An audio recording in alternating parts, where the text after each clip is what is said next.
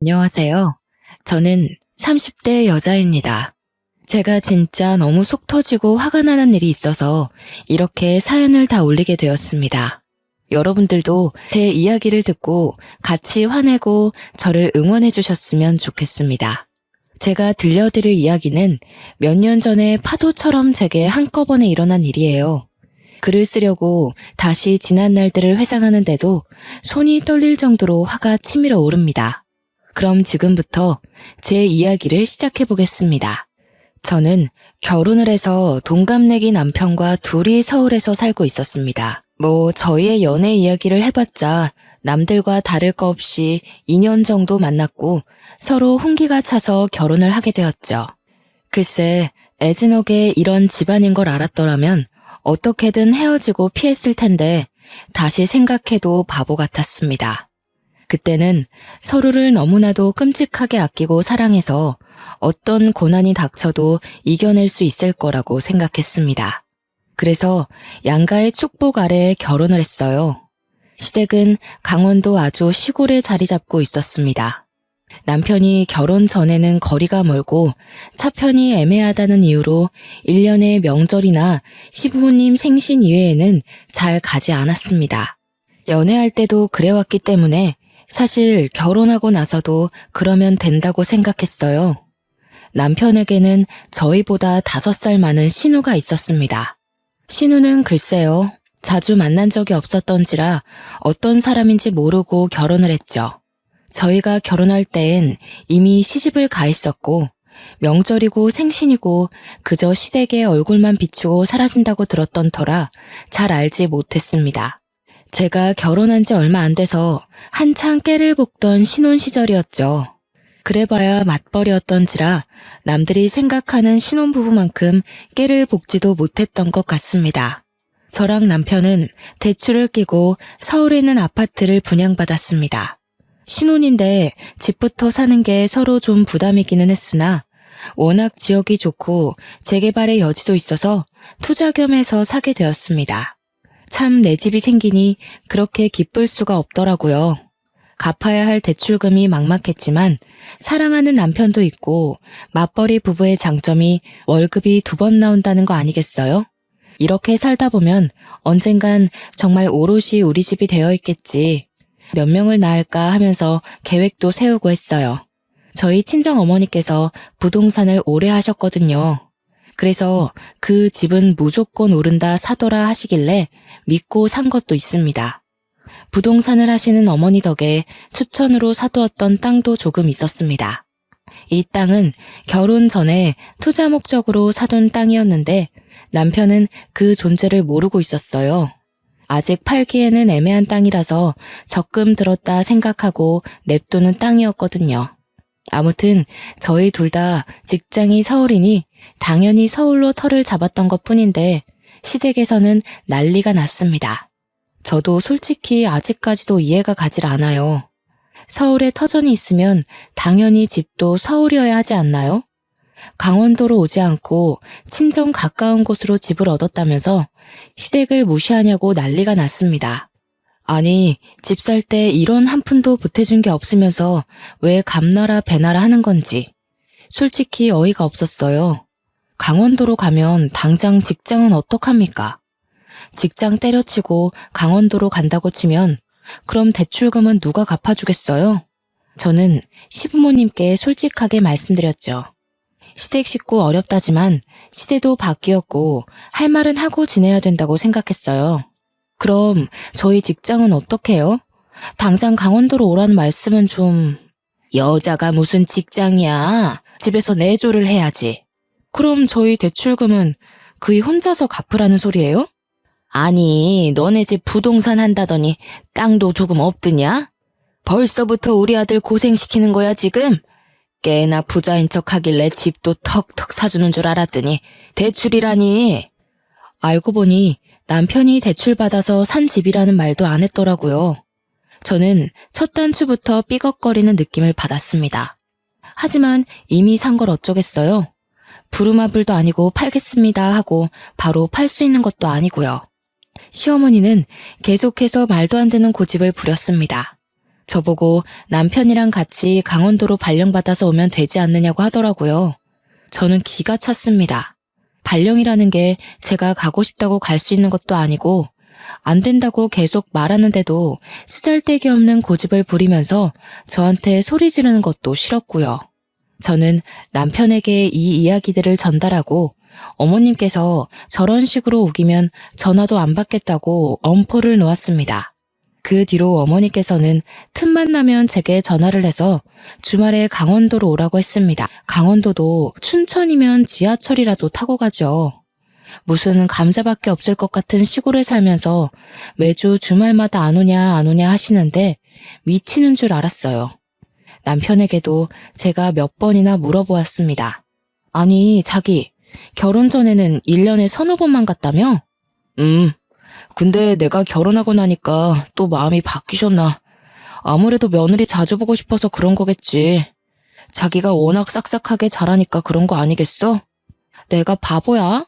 나를 예뻐해 주시는 거랑 부려먹는 거랑 구별도 못하게? 부려먹다니, 우리 엄마 그런 사람 아니야. 정말 인터넷에나 보던 우리 엄마 그런 사람 아니야 소리를 제가 듣고 있더라고요. 저는 남편도 제 편이 아닌가, 정말 말 그대로 남의 편인가 싶었죠. 얘야, 우리 밭에 구황작물 캐야 하니까 주말에 오거라. 저 주말에 특근 있어서 이번 주는 어려울 것 같아요. 그이 말 들어보니까 주말에만 일일 알바하는 청년들이 마을회관 가서 신청하면 온다던데. 그렇게 해보세요. 얘야, 다음 주에는 우리 마을 이장님 생신이라 잔치가 있는데 와서 일손 좀 거들거라. 저희 친척 오빠 결혼식이라서 거기 가봐야 할 것 같아요. 설마 연고도 없는 어머님 댁 마을 이장님 생신 챙겨드리느라 친척 결혼식에 가지 말라는 소리는 아니시죠? 얘야, 이제 여름인데 강원도는 시원하니 주말에 와서 우리 밥도 좀 차려주고 쉬다 가거라. 저도 서울이 너무 더워서 그이랑 주말에 펜션으로 놀러 가려고요. 어머님도 아버님이랑 근교에 여행이라도 다녀오셔요. 저는 아주 눈치가 없는 척하면서 요리조리 잘 피해 다녔습니다. 하지만 그런 레퍼토리도 많지 않아서 매주 주말마다 피해 다닐 순 없겠더라고요. 남편 눈치도 솔직히 좀 보이기도 했고요. 그래서 하루는 큰맘 먹고 남편이랑 그 먼 강원도 산골까지 찾아갔습니다. 제가 오니 마치 벼르고 있었던 사람처럼 온갖 소일거리를 다 들고 오시는데 진짜 기절하는 줄 알았어요. 무슨 시래기를 말리자고 일일이 손질해서 넣어놓으라고 하질 않나. 매운 고추씨를 빼야 된다면서 눈물 콧물 다 쏟다 못해서 매운 기에 피부까지 따갑게 만들기도 했고요. 반나절 놀다가 집으로 가려고 했는데 저한테 몸빼바지 쓱 던지면서 자고 가라고 하시더라고요. 남편은 아버님이랑 산책한다고 나가버리고 하나도 도와주지도 않고, 제가 평일에는 직장 다니면서 힘들게 일하고 주말에는 여기 와서 막노동을 하고 있다는 사실이 참 개탄스러웠습니다. 그래도 이렇게 한 번 하고 나면 몇 달은 잠잠해지겠지 싶어서 꾹 참았습니다. 몸빼바지를 입은 저를 보고 한바탕 크게 웃은 남편에게 조용히 눈으로 욕을 했더니 입 다물더라고요. 설마 자고 가려는 생각인가 싶었는데 남편도 편한 옷으로 갈아입더니 저녁은 언제 먹냐고. 진짜 저 주둥이를 꼬매버리고 싶다는 생각만 가득했습니다. 그래도 일이 이렇게 된 거 성심성의껏 밥상이나 차려보자 싶어서 시골 된장 구수하게 된장찌개 끓이고 각종 나물들로 무침도 하고 선물로 사간 고기도 양껏 구웠습니다. 남편과 아버님은 맛있다고 엄지척 올리시면서 식사 잘하는데 어머님만 깨작깨작 하시더라고요. 어머님, 입맛에 안 맞으세요? 아니, 된장을 얼마나 풀어넣은 거냐? 찌개는 도무지 짜서 못 먹겠고 나물들은 손맛 하나 없이 싱겁고 고기는 이렇게 설렁설렁 구워서 핏물 다 나오는데 역해서 이걸 우째 먹어. 이 고기는 진짜 비싸고 좋은 고기라서 살짝만 익혀 먹는 거예요. 된장찌개는 밥 비벼 먹기 딱 좋은데 나물은 제가 손맛이 좀 부족하긴 한가 봐요. 우리 아들이 매번 이렇게 맛없는 밥상을 끼니랍시고 먹었을 거 생각하니 내 속이 다 분하다.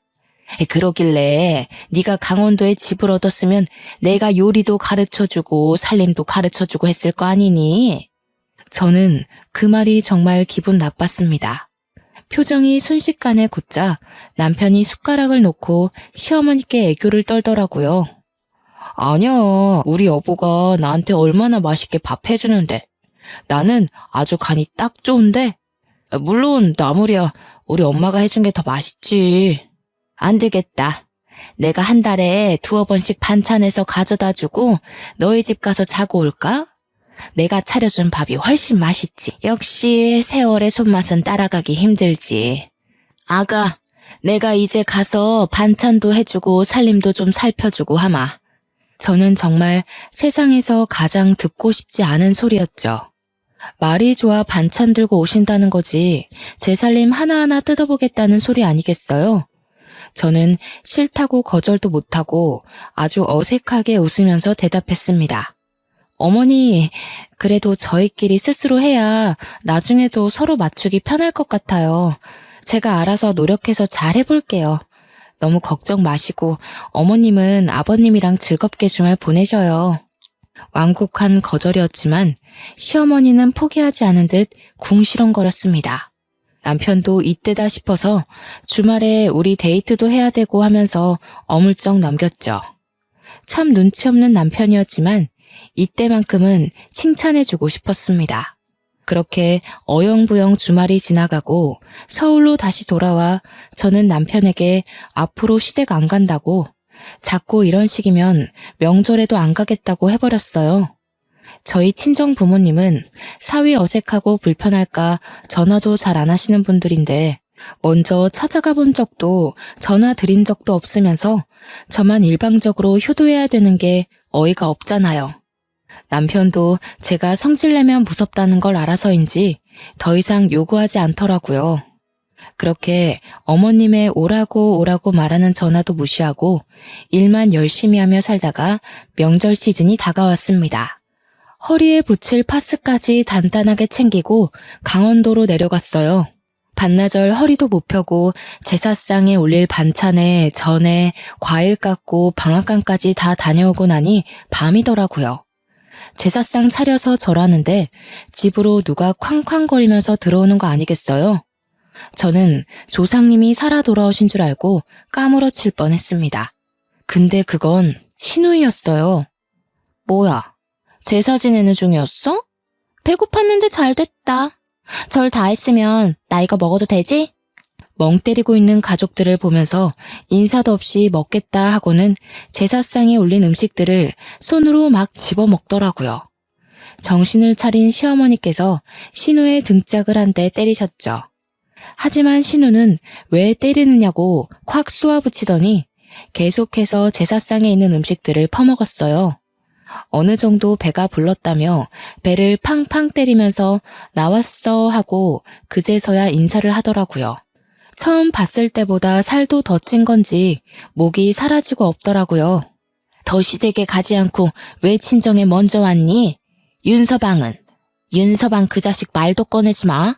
내가 진짜 더럽고 치사해서는. 아니, 왜 윤서방이랑 싸웠어? 싸우긴 뭘 싸워. 이혼했어. 뭐라고? 아버지 귀 먹었어요. 이혼했어, 이혼. 도장 꽝 찍어서 내가 이제 명절에 갈 시댁이 없어요.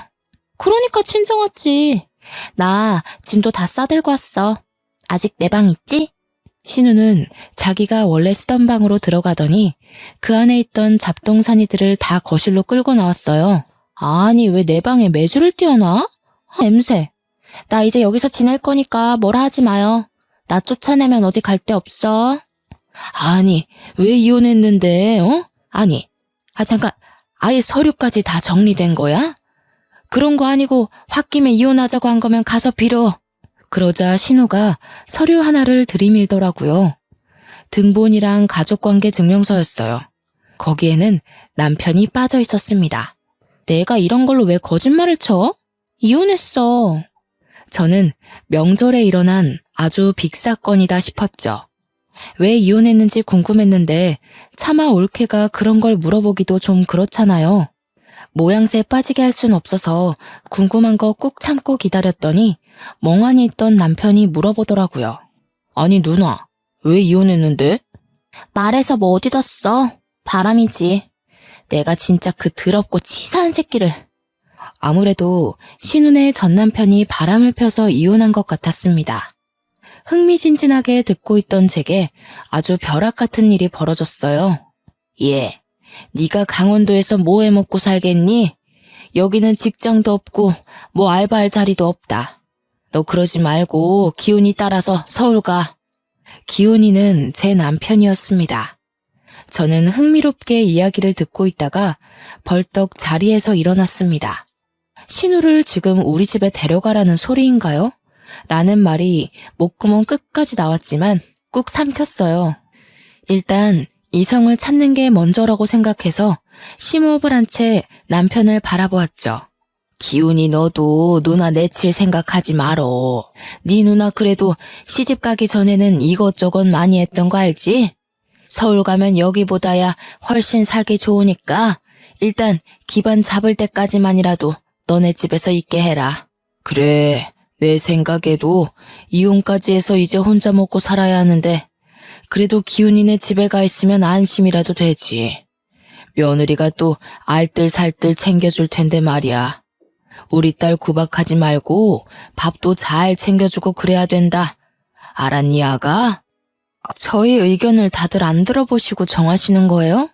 왜? 옳게. 내가 가는 게 불편해?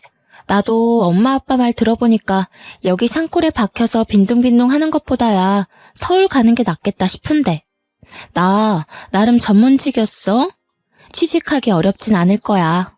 서울엔 또 일자리도 많고 교통도 편하고 하니까 내일 집에 갈 때 나 좀 태워가. 다짜고짜 통보를 해대는 턱에 제가 방어하기는 쉽지 않았습니다. 남편에게 도움을 요청했지만 곰곰이 생각하던 남편이 꺼낸 말은 아주 반전이었습니다. 그래, 우리 방 하나 남으니까 거기에 일단 지내는 걸로 하자. 누나가 돈 좀 모으면 그때 원룸을 어떤지 해서 나가는 걸로 하면 되겠네. 오케이, 콜. 결국 다음날 날이 밝자마자 서울로 가자면서 차에 냅다 짐을 실어버리는데 제 이성은 가출해버렸습니다. 저는 남편의 옆구리를 꼬집었고 남편은 또 거기서 눈치 없이 악소리를 내더라고요. 꼬집어. 아니 내가 언제 꼬집었다고 그래? 시부모님께서 저를 빤히 보고 계셨기 때문에 일단 발뺌을 했죠. 신우는 제 눈치가 어떤지 빤히 아는 것 같았음에도 불구하고 모른 척 차에 타더라고요. 갈 때 휴게소 들릴 거지? 나 호두과자랑 알감자 사 먹게. 저희는 그렇게 휴게소까지 알차게 들러서 서울에 왔습니다. 냅다 방 하나를 차지하더니 잘 테니까 밥 차리면 부르라고 하더라고요. 저는 제가 무슨 몸종이라도 된 줄 알았습니다. 우라통이 터지는 거 뭐 어쩌겠습니까? 머리채 잡고 싸울 것도 아니고 그것도 시댁 식구인데 내쫓을 수도 없어서 참았어요. 그래도 6개월 안에는 나가겠지 싶어서 지옥 같은 생활 조금만 버티자는 마음으로 참았죠. 명절이 끝나고 저도 직장인이니까 출근을 해야 하잖아요. 아침에 간단하게 토스트 해먹고 출근해서 열심히 일하고 퇴근하고 집에 왔는데 집안이 개판인 겁니다. 진짜 빨래가 수두룩하게 쌓여있고 점심 먹은 설거지도 하나도 안 해놨더라고요. 남편이랑 구워 먹으려고 사다 놨던 소고기도 야무지게 먹었는지 빈 꽉만 쓰레기통에 담겨 있는데 너무 화가 났습니다. 언니, 아무리 그래도 드신 건 정리를 하셨어야죠. 내가 오늘 좀 바빴어. 거기 빨래 보이지? 내가 며칠 동안 가방에 넣어놨더니 냄새 나더라. 그것 좀 빨아놔. 내일 입을 옷이 없어. 신우는 그 한마디 띡 던지고는 방에 들어가더라고요. 저는 빨래통 앞에서 한참을 서성이다가 신우 방문을 벌컥 열었습니다. 글쎄, 제가 회사 일을 다 마치지 못하고 집에 오면 사용하는 업무용 노트북으로 고스톱을 치고 있지 않겠어요? 어머, 그게 제 노트북이에요. 일할 때 쓰는. 그냥 방에 굴러다니던데. 내가 좀 쓸게. 내가 컴퓨터를 못 챙겨왔어. 거기에 업무 자료도 있어서 안 돼요. 이리 주세요. 자료? 아, 무슨 폴더에 서류 이렇게 써있던 거? 내가 게임 깔아야 되는데 용량이 없어서 그거 지워버렸는데. 저는 정신이 가출해버렸습니다. 그 안에는 연간 계획이며 재무제표도 들어있었고 회사 업무와 관련된 중요한 서류들도 백업되어 있었거든요. 저는 신우가 지워버렸다는 말에 놀라서 신우를 밀치고 노트북을 살폈어요. 정말 깨끗하게 지웠더라고요. 저는 일할 때 쓰는 중요한 자료인데 그걸 지우면 어떡하냐고 소리를 질렀어요. 저한테 물어보지도 않고 그걸 그냥 지우고 쓰시면 어떡해요. 그것도 고작 고스톱 치느라 지금 제 업무 손실이 어떤지 아세요? 나 기훈이한테 물어봤는데 그냥 쓰라길래 쓴 거야. 저는 남편에게 전화를 걸었습니다. 남편이 퇴근 중이라며 조금만 기다리라고 하더라고요.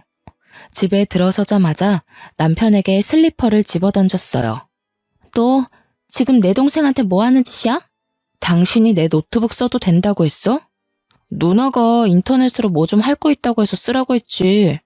왜 오자마자 슬리퍼를 던지고 그래? 무슨 일 있어? 고스톱 게임 하시느라 내 업무 서류를 다 포맷해버렸어. 이거 어떡할 거야? 내 자료들 다 어디서 복구하냐고. 옳게. 웃긴다. 그거 회사 가면 다 있는 거 아니야? 그리고 그렇게 중요한 걸 개인 노트북에다가 저장해두면 안 되지. 옳게 횡령하고 그러는 거 아니지? 저는 그걸 말이라고 하는지 슬리퍼를 던졌다고 화가 난 남편은 신우 말에 동의하면서 저에게 그렇게 중요한 자료면 미리 USB에 넣어놔야 하는 거 아니냐고 했어요. 솔직히 틀린 말은 아니지만 어차피 저 혼자 쓰는 노트북이고 업무 이외에는 쓰지 않아서 안일하게 생각했었죠. 그 사건은 해결되지 않은 채 제가 회사에서 업무를 2배 더 보는 걸로 마무리가 됐습니다. 하지만 신우짓은 여기서 멈추지 않았습니다.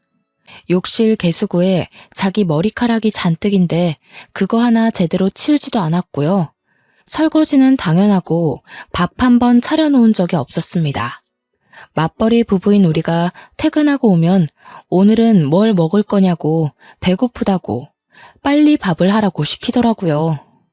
자기는 집에서 놀고 먹고 하면서 생활비 한 푼 안 보태는데 밥까지 차리라고 하니까 정말 시어머니를 모시는 것 같았습니다.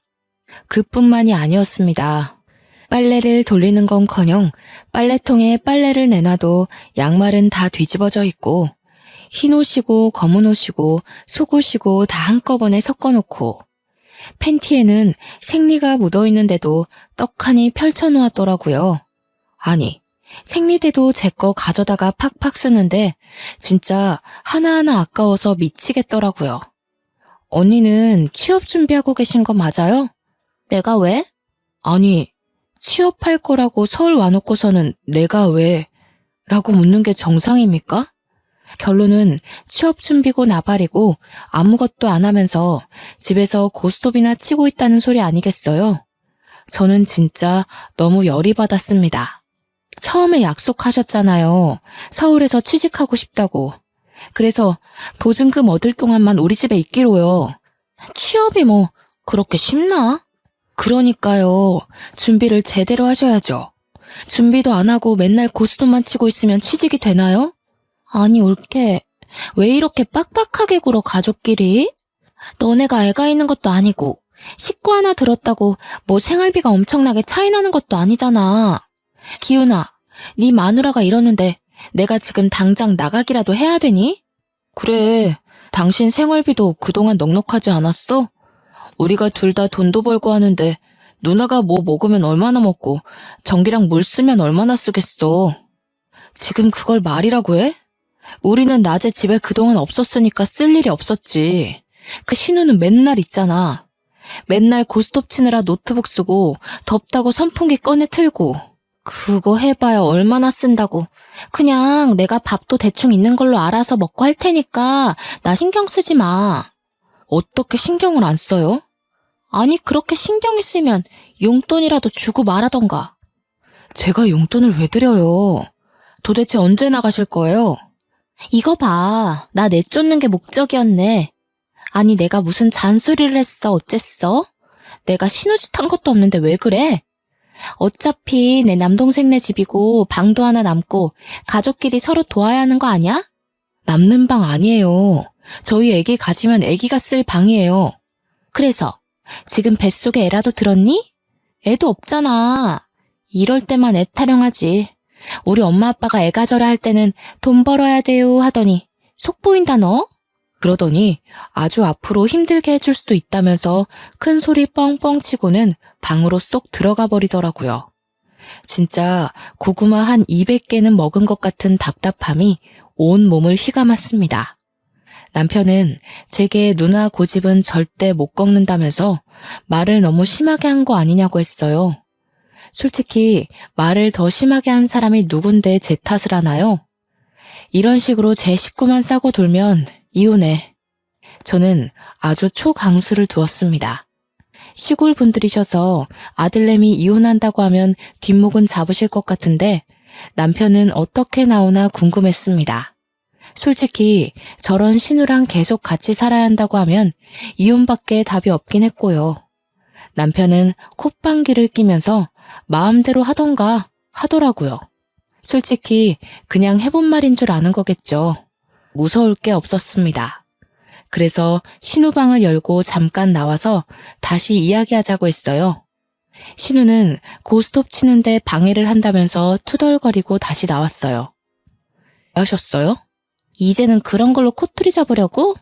내 탓 아냐? 남편이 어린 여자랑 바람이 났고 나한테 들켰고 그래서 이혼했어. 그럼 위자료 받으셨을 거 아니에요? 상간녀 소송도 당연히 하셨을 거고요. 그러자 신우가 갑자기 꿀먹은 벙어리가 됐어요. 위자료까지는 생각 못했는지 남편이 신우를 채근하더라고요. 그래. 받았어. 3천 받았다 3천. 그 돈 다 어쩌시고 돈 없어서 여기서 지내겠다고 하시는 거예요?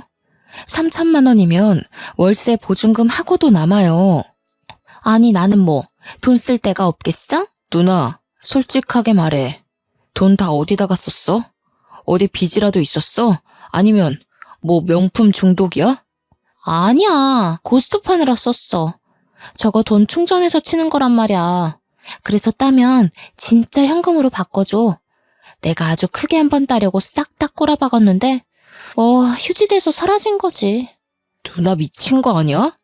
이제부터 언니도 저희 집에서 생활하시려면 생활비 보태세요.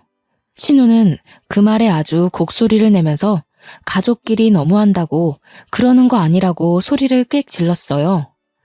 당연히 수중에 가진 돈이 한 푼도 없으니까 생활비를 보탤 수 없겠죠. 그러면 취직이라도 하던가. 한심하게 위자료 받은 거는 전부 도박에 날리고 이러는 꼴이라니. 제가 한심해 죽겠다는 표정으로 신우에게 쏘아대니 신우도 열이 받았는지 두고 보라고 했지? 하면서 시어머니에게 전화를 걸었습니다. 제 눈앞에서 울면서 서러워서 못 살겠다는 둥 며느리가 이래도 되냐고 시댁 무서운 줄 모른다고 하소연을 하더니 시어머니께서 당장 가겠다고 하시더라고요. 저는 이 시간에 어떻게 오겠냐고 자러 갈 준비를 했어요. 저는 내일도 출근을 해야 했으니까요. 새벽 1시에 소란스러워 문을 열었더니 시어머니께서 진짜 오셨더라고요. 저와 남편은 자다 깨서 깜짝 놀랐고 씩씩거리는 시어머니가 저를 확 밀치셨어요. 저는 중심을 잃고 뒤로 크게 넘어졌습니다. 신우는 안 자고 있었는지 거실에 나와 낄낄거리고 있더라고요. 저는 수치심과 더불어 억울한 마음에 시어머니께 뭐 하는 짓이냐고 소리를 질렀습니다. 시댁 무서운 줄도 모르고 이것이 우리 기정이한테 무슨 짓이야? 뭐? 생활비를 보태라고 해? 너네 서울에서 직장 생활한다고 강원도도 안 내려오면서 무슨 우리의 돈까지 받아쳐먹으려고? 저는 무슨 죄가 있어서 신우를 모시고 살아야 돼요? 설거지도 안 해, 빨래도 안 해. 자기가 씻고 나온 머리카락 정리 한 번을 안 하는데 저는 무슨 몸종이에요? 뒤치다꺼리만 해주게. 생활비 내라는 게 왜요? 놀고 먹으니까 못 내는 거지. 취업 준비도 안 하고 위자료로 받은 3천만 원도 고스톱에 꼬라박는 사람인데요. 어머님이 데려가세요. 제가 사실만 말하자 시어머니는 할 말이 없는지 갑자기 주저앉아서 엉엉 우시기 시작했어요. 신우와 남편도 그런 시어머니 옆에 찰싹 붙어서 편을 들더라고요. 너 어른한테 싸가지 없이 그게 무슨 말버릇이야? 그것도 남도 아닌 우리 엄마한테. 너 이런 식으로 나오면 너도 이혼남 될 줄 알아. 이혼이라는 말에 시어머니께서 욕을 한 사발이 뱉으면서 제 머리채를 잡으셨습니다. 저는 머리카락이 쥐어뜯기는 와중에 저희 친정 부모님께 전화를 걸었어요. 살려주세요 하면서 전화를 걸자 새벽 2시가 다 되어가는 시간인데도 무슨 일이냐며 한달음에 신혼집으로 달려오셨습니다. 저는 머리가 산발이 되어 있고 시어머니와 신우도 씩씩거리고 있고 남편은 일 크게 만든다며 저를 나무라더라고요. 저희 부모님은 그 꼴을 보고 너무 열이 받았는지 저한테 싹 다 이야기하라고 했고 저는 시어머니의 시집살이부터 시작해서 신우가 우리 집에 온 것까지 빠짐없이 일러 바쳤습니다. 이런 망할 집구석을 봤나? 당장 이혼해. 누구 마음대로 이혼을 합니까? 누가 뭘 잘못했는데? 지금 우리의 머리털 다 뜯어놓고도 그런 소리가 나옵니까? 경찰 안 부른 것만으로도 감사한 줄 아십시오. 참나. 그럼 이혼하더라도 할 건 확실하게 하자. 너 그 땅값 많이 올랐더라? 그것도 반반하는 거지? 땅? 무슨 땅? 내가 깜빡 속았지 뭐야. 얼마 전에 일이 있어서 등기부등본 떼보니까 제 명의로 땅이 있더라고, 하남에. 알짜배기라서 값도 엄청 올랐던데. 그것도 반으로 나눠. 아니, 그건 우리 딸 시집 오기 전부터 가지고 있었던 건데 왜 나눠? 재산 있는 거 숨기고 대출 받아서 집 샀잖아요. 그 땅만 팔았어도 대출금 안 갚아도 되는 건데 속인 게 맞으니 내놔야죠. 그거 팔아서 내 피부 관리샵 내면 되겠네. 그러면 이혼도 안 해도 되는 거 아니야? 나는 샵 운영하면서 수익금 나면 생활비 내면서 여기서 살고 나 취직도 하는 거고 다 좋은 거 아니야? 언니 머리에 똥만 가득 찼어요? 내가 그걸 팔아서 왜 언니 가게를 내줘요? 우리 집 대출금도 갚고 있는 마당에. 요망한 기집애. 재산이 있으면서도 그게 아까워서 숨기고 우리 아들 뼈 빠지게 일한 돈으로 대출금을 갚으라고 시켜? 아들만 대출금 갚았나요? 저도 같이 갚고 있거든요.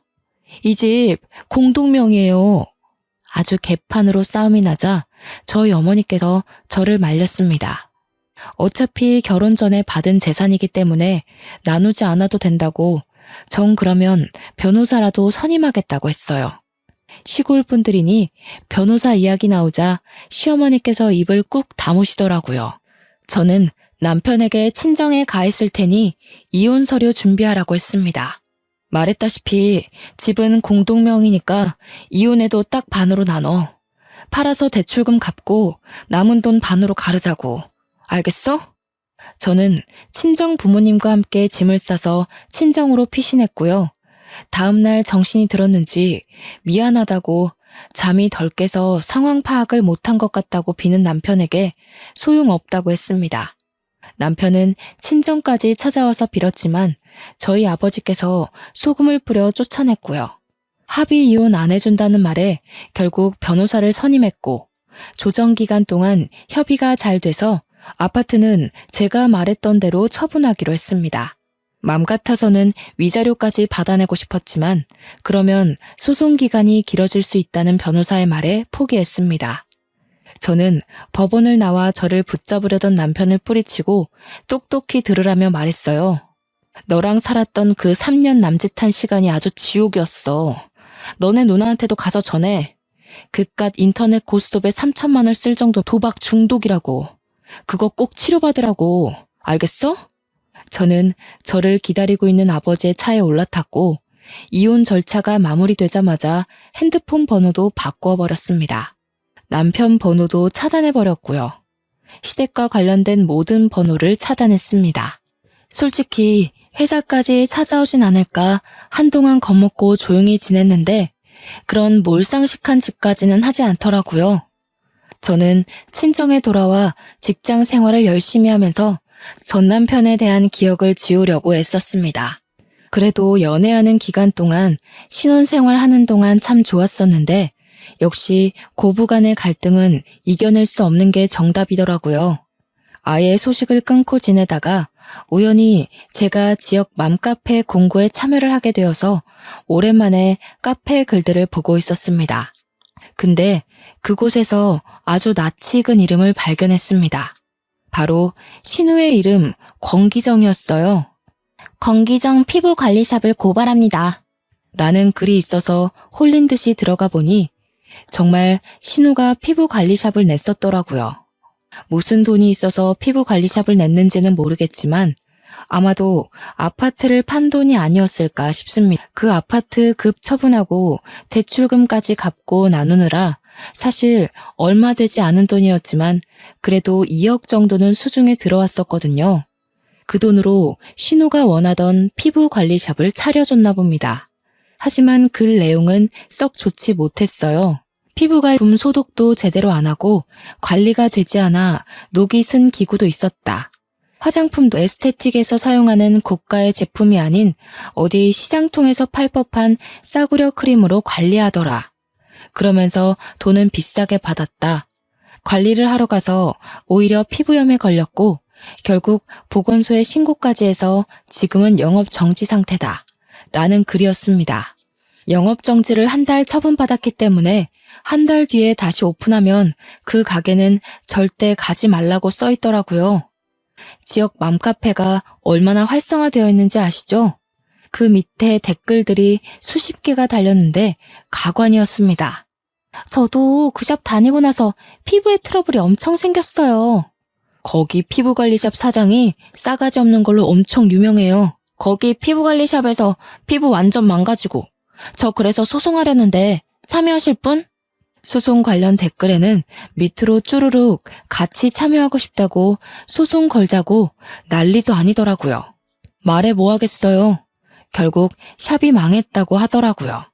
그것도 그 샵을 차리느라 돈도 날리고 빚만 잔뜩 얻어서요. 저는 인과응보라고 생각하고 아주 속이 시원했습니다. 한 일주일쯤 지났나? 저희 회사 앞에 전 남편이 절 기다리고 있더라고요. 몇 개월 만에 보는 전 남편은 아주 바싹 말라서 거지 같은 꼴을 하고 저를 보고는 황급히 달려오더라고요. 아버지께 호출을 해야 하나 고민하고 있었는데 바싹 마른 꼴이 또 불쌍하게 느껴져서 이야기만 잠깐 하자는 말에 근처 커피숍을 갔어요. 내가 아주 생각을 잘못한 것 같아. 너와 함께 살았던 아파트도 날리고 모든 걸 다 처분하고 보니 너의 소중함이 느껴지더라. 우리 다시 합치면 안 되겠니? 있을 때 잘했어야지. 이제 와서 무슨 소용이야?